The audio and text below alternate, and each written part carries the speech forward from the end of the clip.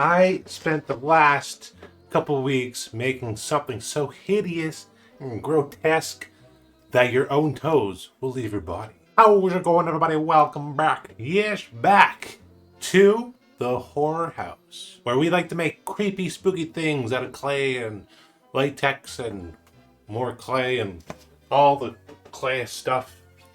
And here, I got a Halloween project that I've been working on the last couple of weeks that is an original character of mine that I made in digital, well, years and years ago now. So I thought I'd bring him to life. A Franken Thumb named Gizmo. That's what's in here right now, curing, and I will show you the end result. But first, let me show you how I made him.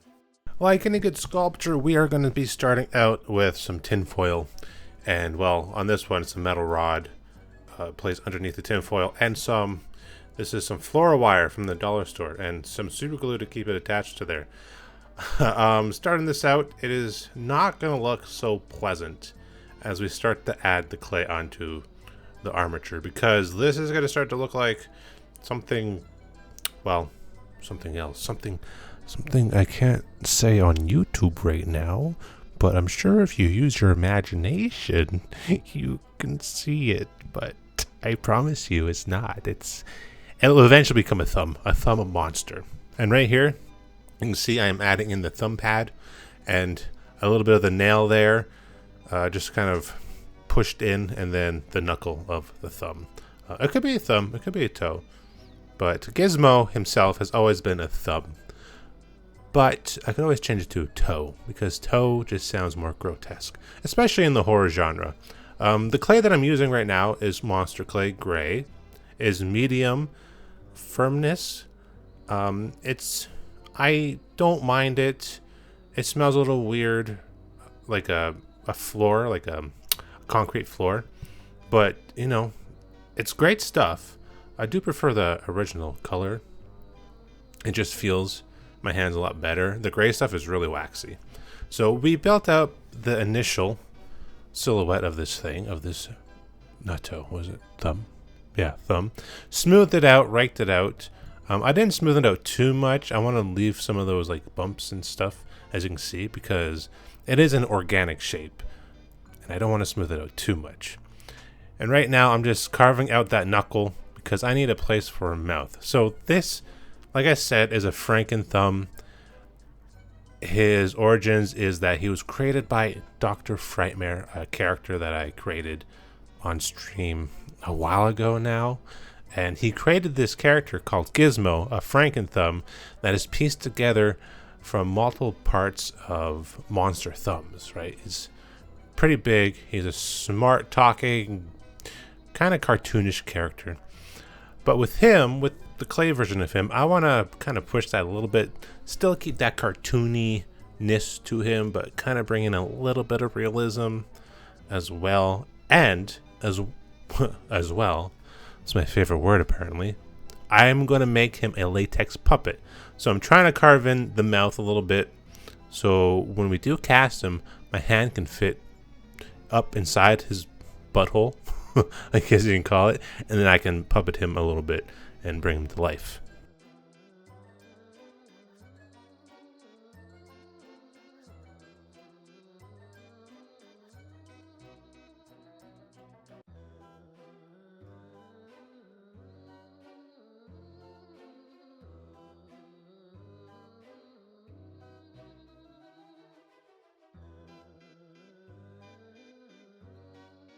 One feature that this character has is that, well, of course he's a thumb, and in the original version he's wearing headphones because he likes to listen to music, but honestly I'm not going to make headphones for this one. But he has a brain for his thumb pad, right?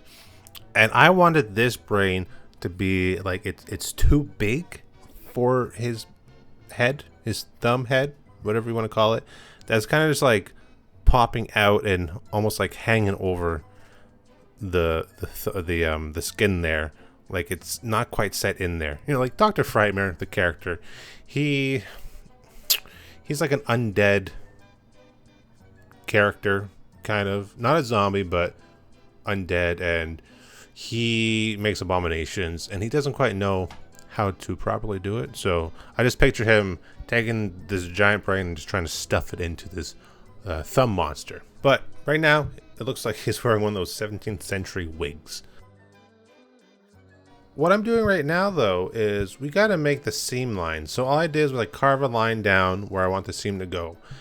Take some clay little noodles and just kind of smush them together to make that line. So it looks like the skin is like pushed together. Because at the end of the day, I do want to add in some real like sutures using either like leather straps, like really small leather straps, or some nylon or some kind of rope. So I gotta actually sew that through. I wasn't liking how the cheeks were looking, and I want his cheeks to be a little bit more exaggerated and like, you know, like fat, puffed out, because he's gonna be a little bit cartoony, right? It's gonna be whimsical, a little whimsical, a little grotesque, whimsically smart ass thumb talker. I'm carving out where the eye is gonna be. In the original version, he doesn't have an eye. But I always pictured his nail like like sunglasses. There's like an eye behind there watching. So with this version, I wanted to pop that eyeball out, like it's, you know, it cracked open and he's looking through like a cyclops, because he only has one eye. But I want him to be like angry, not too angry, but a little, you know, you like look at him, he's like just a little, you know, he's got something going on. Maybe he's hungry. His favorite food's pineapples. That's his favorite food to eat. And when I first created him, his only word was pineapple for the longest time. And then started adding a voice to him, and he became a character on my Twitch stream for a while there. And I wanted to eventually bring him back, but I want to do something practical with him. So this is my attempt at bringing him into the real world. Right now, just trying to do the teeth. I want him to have these big old teeth, big old gums. His lips are curled up a little bit. His teeth are just sticking out. It could be monster teeth, human teeth, but I kind of went for like a little bit of a mixture. He's not going to have perfect teeth. Like his dental plan is not great. All right, we got no coverage at the horror house. So I'm sorry, Gizmo. This is what you get.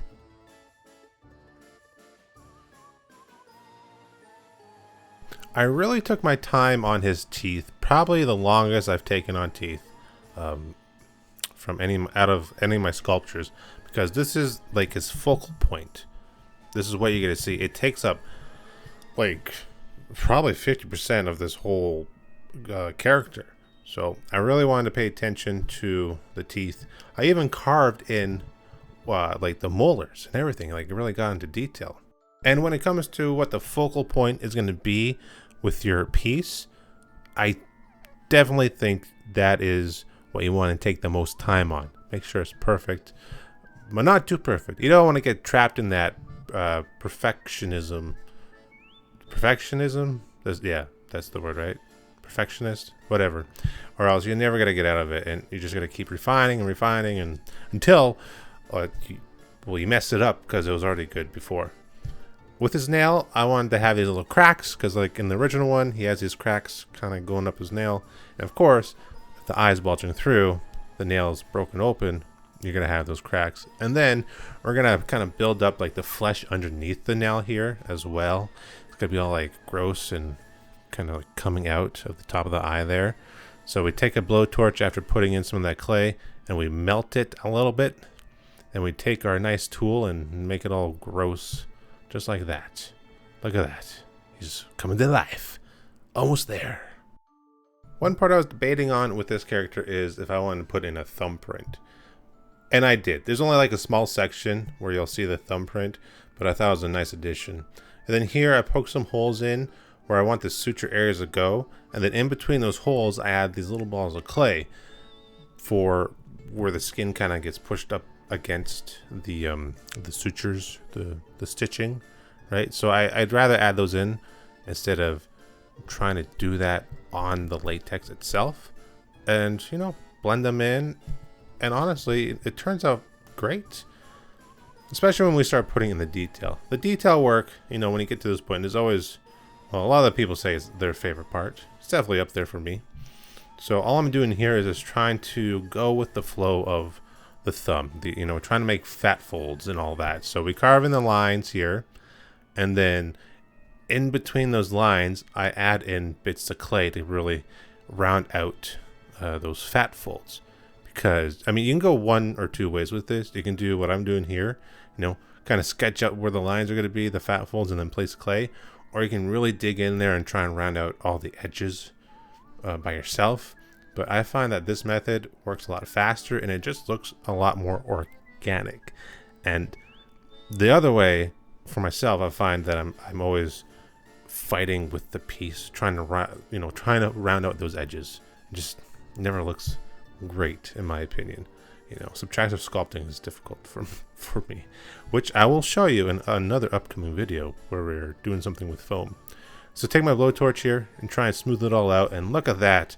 Look at those wrinkles. It honestly kind of looks like the back of a private part. That's what people kept saying, and honestly, I didn't see it then, but I can see it now, and it's like a monster dong.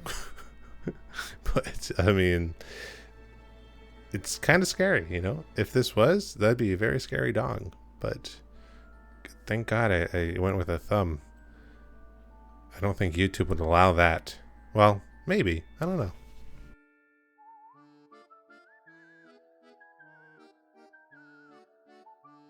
We do the exact same thing for the front and side of the main body as we did in the back, but we kind of make the rolls a little bit bigger.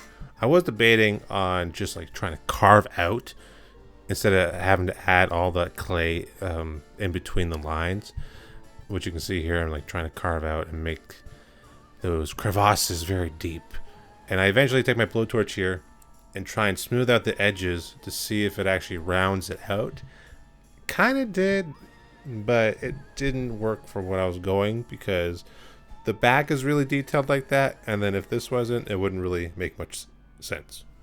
So he's going to be a really really roly-poly gentleman. He's going to have lots of rolls. His original version, he was just kind of like smooth. Didn't really have a lot of fat folds or anything like that, because at the time I was pretty new to doing all this, well, in 3D, and also did it really quickly because I needed a character for stream. But with this version, I took my time and really made it grotesque and roll, and it's gonna look great once it's painted and we do a nice rub out. It captures all that detail. Here I'm doing the lips, so we do kind of like these little lines in the lips with this nice small tool. And what I found to make the lip really pop out is we carve in kind of the separation of the face and the upper lip, as you can see here, and it really makes the lips look more lip-like, right? Yeah, as you can close up right there. Look at that. Looks like a lip. And then we did the same thing on the bottom lip as we did on the top.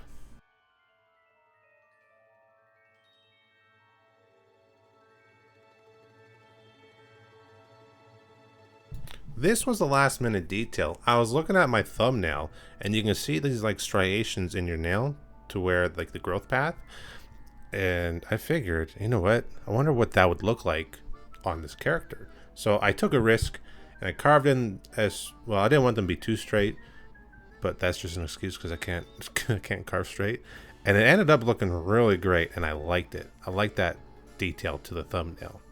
Took some saran wrap here, and with my small tool, started doing some pore detail. Poke in, pull out. There's a certain technique to do it. Maybe I'll make a video about that if you guys are interested. And then you kind of smooth it out with some isopropyl alcohol or a lighter fluid, but not too much. You don't want to, blend it all away. And here's a nice close-up of that pore detail. It really works great with that saran wrap. And now the finished piece.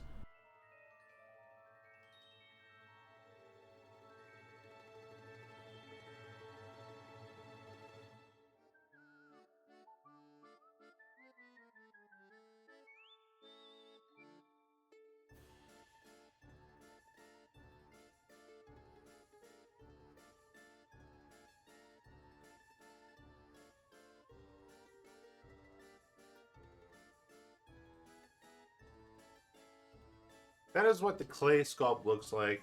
For the whole mold, there are some things that went wrong, so I'm not expecting this to look perfect like the clay sculpture, but nothing that we can't fix. So let's pop this baby open and see how he looks. This is my favorite part. The sounds are so delicious. Ooh, yeah. Gotta be careful with the teeth. Now we can unlock this. I did have some issues with this earlier. Some clay around it just in case I didn't want any dripping from the latex, because I did see some light. Like I said, had some issues with the mold, but let's see. So I kind of squeaked through a little bit, but not too bad. You know, there we go. There's some issues. If you look right here with the brain, some pieces didn't cure all the way because when I opened the mold, some of that chipped off, so I had to fill it in with some 5-minute epoxy kind of stuff that plumbers use. So we'll have to touch that up a little bit in here. Other than that, he turned out better than I thought he would with all the issues that I had with the molding. Thing is, can you puppet him? Hello everybody. How are we all doing tonight? You'd like to have some pineapples? The main concern I had was the whole puppeteering, the puppeting, right? But I think I got the teeth just out far enough with the sculpt, and I didn't let the latex cure for too long because I didn't want too thick of a latex. I'm able to put my fingers and my thumb in there and really move that jaw up and down. He's essentially done. Well, this part's done, and then we'll have to paint him next. Now I gotta really clean him up. So if you enjoyed this video, be sure to hit that like button, subscribe if you haven't already, and I'll see you in the next spooky video.